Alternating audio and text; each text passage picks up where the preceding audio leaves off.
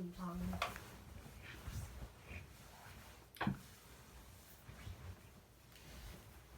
누원이 누웠다. 아직 앉아있는데. 아빠가 잘못 본 거야. 됐어. 누원아 어? 잘 자고 좋은 꿈 꾸거라. 어.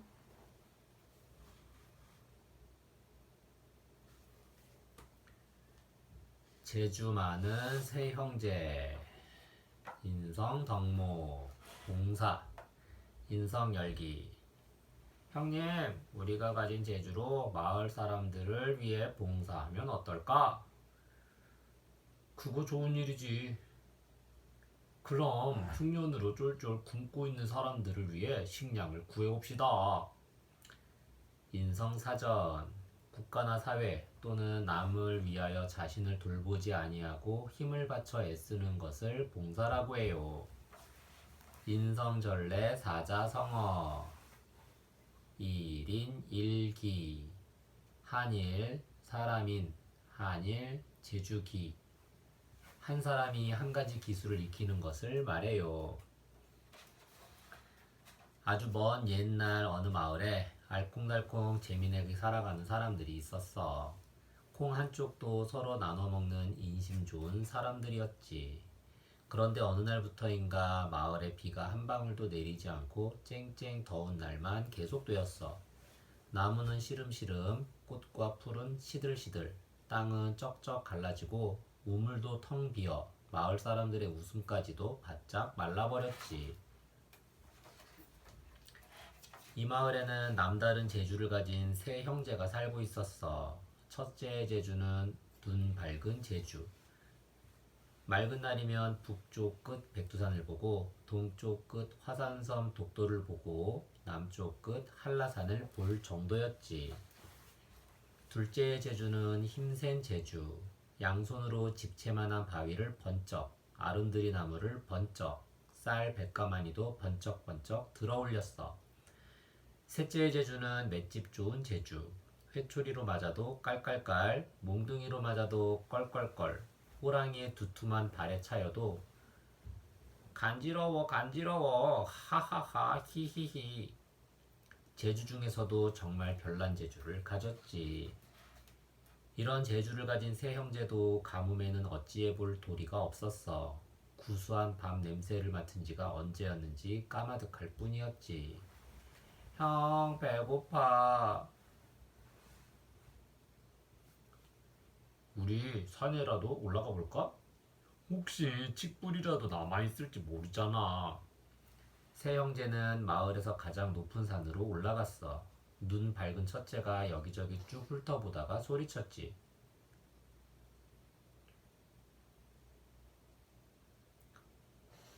저기 쌀가마니가 가득 쌓인 곳간이 보인다.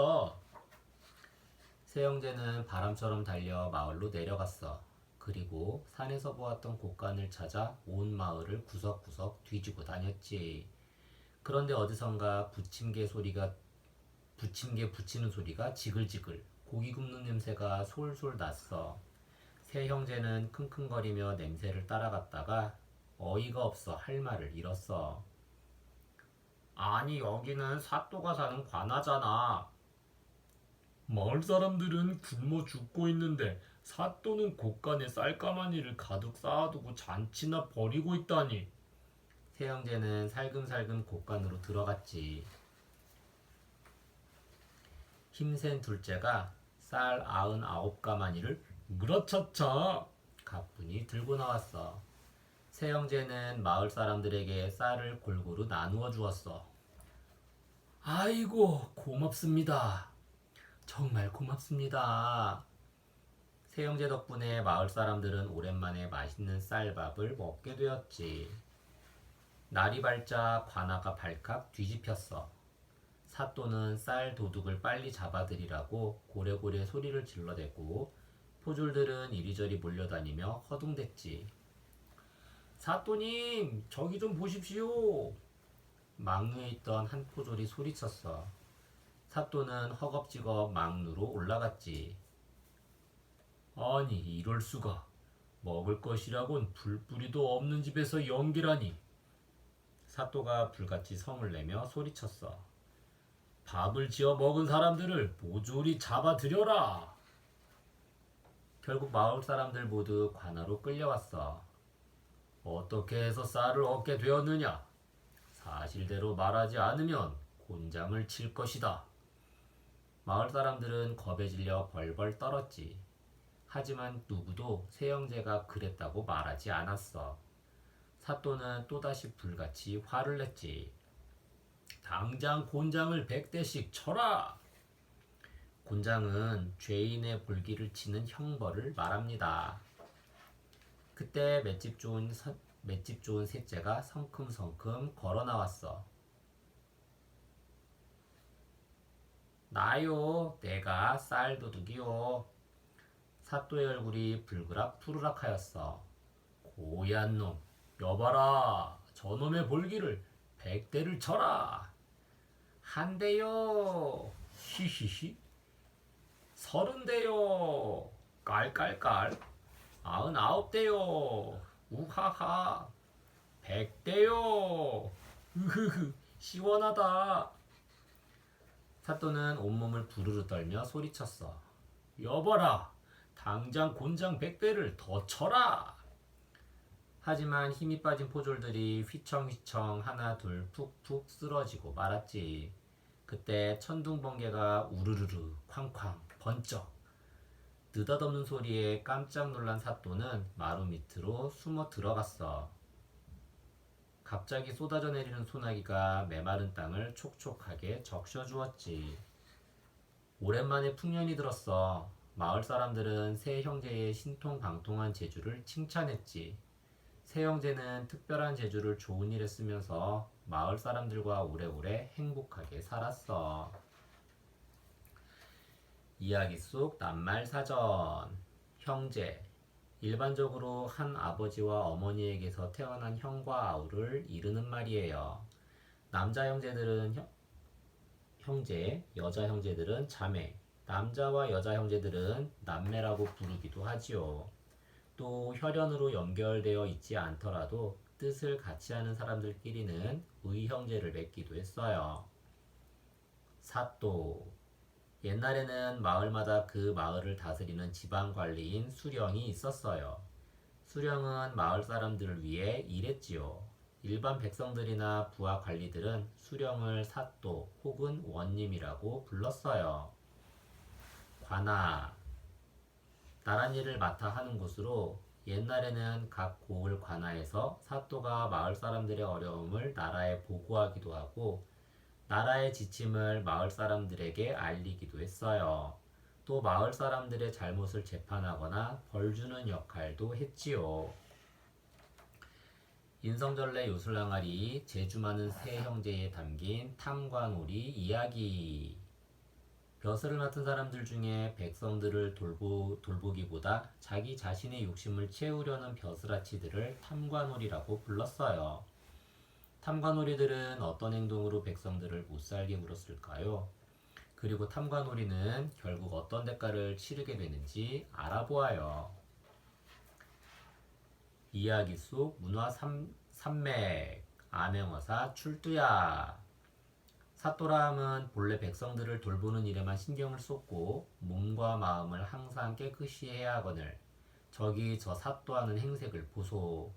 딱 욕심쟁이 탐관오리일세. 제 잘못은 덮어두고 자기 자랑만 늘어놓고 백성이야 굶어 죽든 말든 자기 배만 채우고 일하기 싫어하고 노는 것만 즐기고 남의 것도 모두 제 것으로 알고 백성들이 내는 세금 흥청망청 탕진하고 남 돕는 건 질색하고 백성들 사정은 모른 채 하고 생각이 바르지 못해 미신을 좋아하고 지은 죄가 많으니 불안해하고 두려워하네. 탐관오리가 많았던 시절. 조선시대 순종, 헌종, 철종이 다스리던 시절에는 탐관오리들의 행패로 백성들의 생활이 몹시 어려웠어요. 왜냐하면 왕의 힘이 약해 나라가 바로잡히지 않아 탐관오리들이 많아졌기 때문이에요. 이때 안동김씨 세력이 자기들의 세력을 유지하기 위해 마음대로 왕을 뽑고 나랏일도 쥐고 흔들었어요. 궁절의 사정이 이러하니 지방이며 마을 구석구석까지 자기 욕심만 채우려는 탐관오리들이 많았지요. 역사적으로 이 시기를 세도정치라고 불러요. 60여 년 동안 이어진 세도정치는 결국 백성들의 밀란으로 끝을 맺게 되었고 탐관오리들은 큰 벌을 받게 되었어요. 백성들을 나몰라라 했던 저 사또 큰일 났네 그려. 허름한 행색의 한 선비 저벅저벅 들어와 마패를 꺼내들고 암행어사 출두야. 서신 암행어사가 왕에게서 받은 글 봉서를 말해요. 암행어사는 왕이 살고 있는 서울을 벗어나 지방으로 내려가 지방 벼슬아치들의 행동을 관찰해요. 그리고 벼슬아치들이 맡은 일을 잘 수행하고 있는지 권한을 남용하거나 직무를 게을리하지는 않는지 살핀 후에 왕에게 보고하고 탐관오리를 벌했어요. 마패는 암행어사의 대표적인 증표예요. 마패는 원래 나란 일을 하는 사람들이 말을 사용할 수 있도록 하는 표시였어요. 지방 곳곳을 돌아다니며 일을 해야 하는 암행어사들은 자유롭게 말을 이용할 수 있어야 했어요. 그래서 암행어사는 늘 마패를 몸에 지니고 다녔어요. 초라한 행색 암행어사는 철저하게 자신의 신분을 감추고 탐관오리를 잡아내야 해요. 그래서 평소에는 초라한 차림의 선비나 나그네로 보여야 하지요. 탐관오리를 벌하거나 자신의 신분을 표시해야 할 때에는 부하와 역조를 모아 관아에 와서 암행어사 출두야 라고 외쳤어요. 지방 수령의 임무 농사와 양잠을 잘하도록 힘쓴다. 살기 편한 마을을 만들어 백성의 수를 늘린다. 서당을 많이 짓고 교육에 힘쓴다. 마을 사람들이 안심하고 살 수 있도록 잘 다스린다. 백성들 간의 다툼이 생겼을 때에는 공정하고 명확하게 판결한다. 간사하고 교활한 행동을 하는 자가 없게 한다. 어사 박문수 암행어사로 유명한 박문수는 깨끗하고 강직한 성품을 가져 왕에게도 굽히지 않고 바른 말을 하기로 유명했어요. 한 번은 왕에게 고개를 들고 말하는 박문수의 행동을 다른 신하가 꾸짖자 박문수가 말했어요. 눈을 보고 말하지 않는다면 진심을 주고받을 수 없습니다. 간신이나 고개를 조아리며 이야기하는 것입니다. 그 이야기를 들은 영조는 고개를 끄덕이며 신하들 모두에게 말을 할 때에는 고개를 들고 말하라고 명령했어요. 철학이 담긴 생각 장면. 세형제는 재주를 어떻게 이용할까요? 세형제의 재주를 하나하나 떠올려 보세요. 각각 어떤 재주를 가지고 있나요? 그 재주를 이용해서 탐관오리들을 어떻게 혼내줄 수 있을지 생각해 보세요. 또 세 형제가 되었다고 생각하면서 힘센 포졸들을 물리치고 관청으로 들어가 쌓여있는 곡식들을 들고 나올 수 있는 방법을 생각해 보세요. 멀리까지 잘 볼 수 있는 재주, 힘이 센 재주, 그리고 맷집이 좋은 재주를 가진 세 형제가 사또를 물리칠 수 있는 방법을 생각해보며 이야기의 내용을 파악하고 논리적인 해결책을 찾아보는 활동이에요. 이야기의 결말과 달리 새로운 아이디어를 생각해보세요. 예를 들어 세 형제가 사또를 찾아가 우리의 재주를 이용하세요. 대신 저 곡식들을 사람들에게 나누어 주세요. 하고 협상할 수도 있어요. 이야기 속 사자성어 사전 각인각색 사람마다 생김새도 잘하는 것도 모두 달라. 우리 형제들을 봐. 같은 부모님에게서 태어났지만 우리는 생김새도 다르고 각각 다른 재주를 가지고 있어. 그래서 한 뱃속에서 나온 형제라도 각인각색이라는 말이 생겨났지. 알쏭달쏭 논술 산맥 명암 만들기 재주 많은 세 형제는 자기들의 재주를 알려 많은 사람들에게 도움을 주기 위해 명함을 만들기로 했어요. 세 형제 각각의 재주를 담은 명함을 만들어 보고 나의 재주를 소개하는 명함도 만들어 보세요. 이름, 첫째, 재주, 먼 곳까지 잘 볼 수 있는 밝은 눈을 가짐. 성격, 불의를 보면 참지 못함. 주소, 행복고을 풍성마을 재주 많은 집. 이름, 둘째, 재주, 무엇이든 번쩍번쩍 들어올릴 만큼 힘이 샘. 좋아하는 음식, 흰 쌀밥. 장래 희망, 천하장사. 이름, 셋째, 재주, 맞아도 끄떡 없을 정도로 맷집이 좋음. 취미, 억울한 누명을 쓴 사람 대신 곤장 맞기. 별명, 맞아도 하하, 물려도 우하하. 명함은 다른 사람들에게 자신을 알리는 방법이에요. 그래서 명함에는 자신의 대표적인 정보, 가장 알리고 싶은 정보가 들어가야 하지요. 보통 명함에는 어떤 일을 하는지, 어디에 사는지, 연락처는 어디인지 등을 적어 놓아요. 이야기를 떠올리면서 재주가 다른 세 형제의 특징을 잘 나타낼 수 있는 명함을 만들어 보고 등장인물들에 대해 이야기해 보세요. 또한 자기의 명함을 만들어 보며 자신의 특징을 생각해 보세요. 전래랑 명작이랑 아기 돼지 삼형제. 재주 많은 세 형제와 명작 동화 아기 돼지 삼형제는 형제들이 어려움을 헤쳐나가는 이야기예요. 다음 아기 돼지 삼형제의 그림을 보고 두 이야기의 닮은 점을 이야기해 보세요. 아기 돼지 삼형제는 각자 살 집을 지으러 길을 떠났어요. 첫째 돼지는 지푸라기로 집을 지었어요. 둘째 돼지는 나뭇가지로 대충 집을 지었어요. 셋째 돼지는 벽돌로 튼튼하게 집을 지었어요. 늑대가 입김을 불어 첫째 돼지의 집을 무너뜨렸어요. 늑대는 셋째 돼지의 튼튼한 집을 무너뜨리지 못했어요. 셋째 돼지는 번번이 늑대를 따돌렸어요. 아기 돼지 삼형제는 힘을 합쳐 늑대를 물리쳤어요.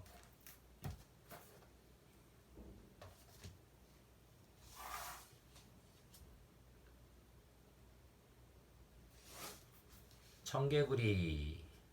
청개구리는 모든 일에 엇나가는 짓을 하는 사람을 비유적으로 이르는 말이에요. 엄마 말을 안 듣고 반대로만 행동하다 결국 후회를 하게 된다는 청개구리 설화에서 비롯되었어요.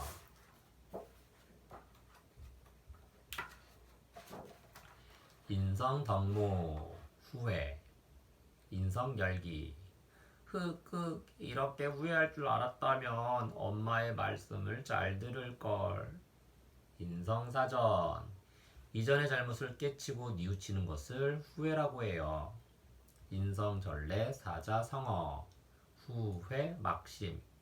뒤후 뉘우칠 회. 없을 막 심할 심. 지난 뒤에 잘못을 깨치고 더할 나위 없이 후회스러워하는 마음을 이르는 말이에요. 옛날하고 아주 먼 옛날에 엄마 청개구리와 아들 청개구리가 함께 살고 있었어요. 그런데 청개구리는 엄마 개구리가 하라는 것은 뭐든 다 거꾸로만 하는 이상한 개구리였어요. 엄마 개구리가 아래로 내려와라 하면 위로 풀쩍, 위로 올라와라 하면 아래로 폴짝, 물속으로 들어가라 하면 풀숲으로 풀쩍, 풀숲으로 가라 하면 물속으로 폴짝, 또 노래를 불러라 하면 부르던 노래도 뚝 멈추고 입을 꾹 다물었어요. 게다가 조용히 하고 자거라 하면 개굴개굴 밤새도록 노래를 불렀어요. 개굴개굴 하라고 하면 굴개굴개 하고 안녕하세요 하고 인사를 시키면 요새 한영한 하는 거예요. 그뿐이 아니에요. 벌레를 잡아와라 하면 잡아놓은 벌레를 몽땅 날려보냈죠. 겨울잠을 자야지 하면 말똥말똥 깨어나 밖으로 뛰쳐나가고 이제 일어나야지 하면 드르릉 쿨쿨 코를 골며 잠만 잤어요. 하루는 엄마 개구리가 아침부터 타일렀어요. 제발 오늘은 강가에 가지 마라. 하지만 청개구리는 벌써 강가로 폴짝 뛰어들었어요. 그때 저만치 긴 부리를 딱딱거리며 먹이를 찾고 있는 백로들이 보였어요. 엄마 개구리는 가슴이 콩닥콩닥, 입술이 바짝바짝, 눈가에 눈물이 그렁그렁 맺혔어요. 순간 백로 한 마리가 푸드덕푸드덕 콕! 청개구리를 구한 엄마 개구리는 겨우겨우 집으로 돌아왔지만 온몸이 상처투성이었어요. 결국 깊은 병이 들어 자리에 눕고 말았지요. 하루가 다르게 병이 깊어지자 엄마 개구리는 청개구리를 불렀어요. 내가 죽으면 산에 묻지 말고 저 앞 냇가에 묻어주려무나. 엄마 개구리는 이렇게 마지막 당부를 하고 눈을 감았어요. 그래야 무엇이든 거꾸로만 하는 청개구리가 비가 와도 떠내려가지 않는 산에 묻어주려니 믿었던 거예요.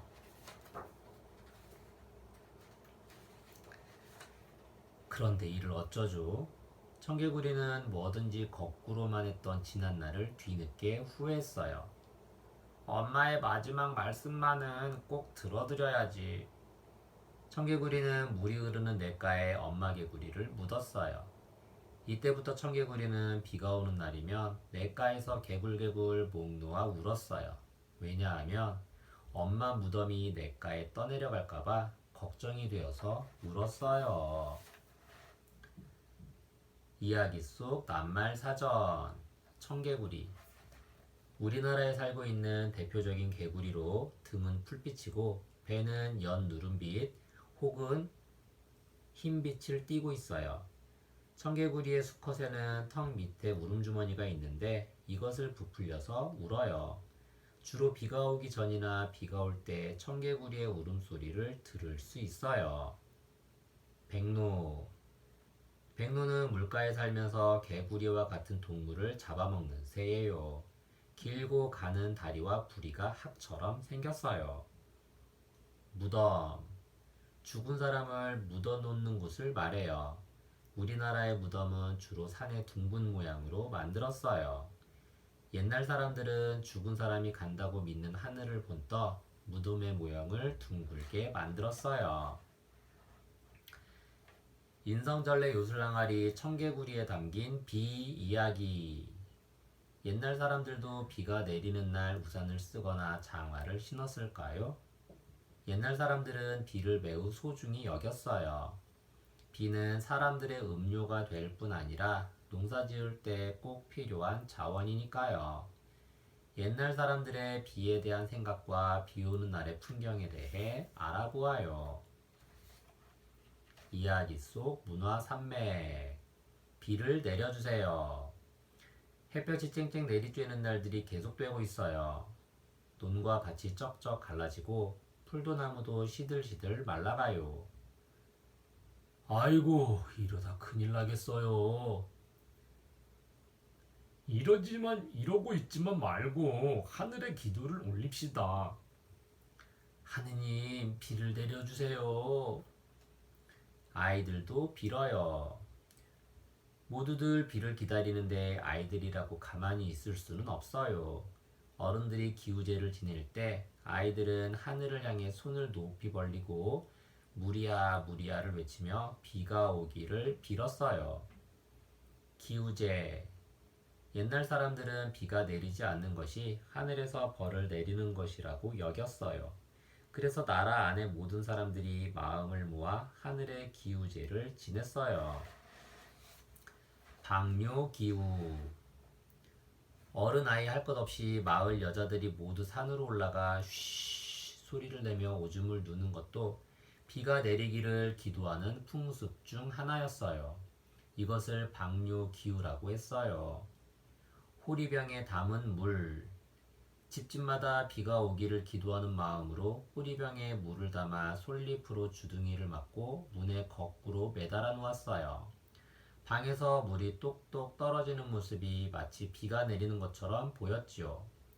호리병은 그 집에 살고 있는 여자의 수만큼 만들어 매달았어요. 줄다리기. 비를 부르는 놀이 중 하나였어요. 사람들은 줄다리기를 두 마리의 용이 싸움을 하는 모습이라 여겼어요. 그래서 줄다리기에서 이기면 비가 내리고 그의 농사가 풍년이 된다고 믿었어요. 쏴! 비가 내려요. 마을 사람들의 기도 덕분인지 하늘에서 비가 내려요. 메말라 있던 땅이 촉촉이 젖고 풀도 나무도 파릇파릇 살아나지요. 비가 와요, 비가 와. 얼씨구 절씨구 지화자 좋다. 삿갓. 갈대로 만든 커다란 삿갓은 머리에 쓰는 모자예요. 삿갓은 다른 모자들처럼 햇빛을 막아주기도 하지만 비가 올 때 우산 역할도 했어요. 삿갓을 농립이라고도 불러요. 종이 우산. 옛날에는 비가 올 때 종이 우산을 썼어요. 종이 우산은 종이를 기름에 담가 두었다가 말린 종이로 만들어요. 그래서 빗방울이 종이에 스미지 않고 비를 막아주어요. 도롱이. 지금의 비옷처럼 비가 올 때 몸에 걸쳤던 옷이에요. 안은 지프로 엮고 밖은 줄기를 너덜너덜 들이워 빗물이 아래로 미끄러지게 해요. 지신물. 옛날 사람들은 물을 몹시 귀하게 여겼어요. 그래서 지붕 위에 내린 빗물이 처마 아래로 떨어지면 그릇을 놓아두고 모았어요. 이 빗물을 지신물 또는 지샘물이라고 불러요. 지금도 시골에 가면 할머니들이 빗물을 모아 걸레를 빨거나 물 청소를 하는 모습을 볼 수 있어요. 나막신. 나막신은 비가 오는 날 신는 신발이에요. 나무를 깎아 만든 이 신발은 바닥에 높은 굽이 달려 있어서 비가 고인 길을 지나가도 발이 젖지 않아요. 촌받은 물. 지신물처럼 빗물을 모은 물이에요. 촌받은 물은 나무 중에서도 잎이 넓은 나뭇가지에 지프로 따 만든 촌을 묶고 그 아래로 그릇을 두었어요. 넓은 잎에 모인 빗물이 촌을 타고 흘러내려 그릇에 모이면 그 물을 마시거나 여러 용도로 사용해요.